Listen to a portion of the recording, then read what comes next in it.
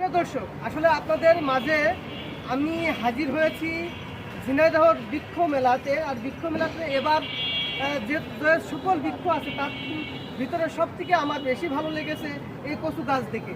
আপনারা দেখতে পাচ্ছেন একটি কচু গাছে কত পরিমাণের লতি, কেউ লতি বলে, কেউ নাইল বলে, কেউ বা এই যে আপনারা দেখতে পাচ্ছেন যে সবজিটা, এটা আসলে খুব পুষ্টিকর একটি সবজি কচু।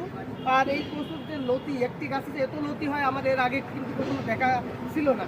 আমরা আমরা জানতে পেরেছি যে এই লতি গাছের থেকে সারা বছর, এই কচুর গাছ থেকে সারা বছর এই লতি হয় এবং একটা গাছে দিয়েই কিন্তু পুরো সংসারের যে তরকারি দরকার সেটা কিন্তু পাওয়া সম্ভব। আমরা এই কচু গাছ সম্পর্কে বিস্তারিত জানবো।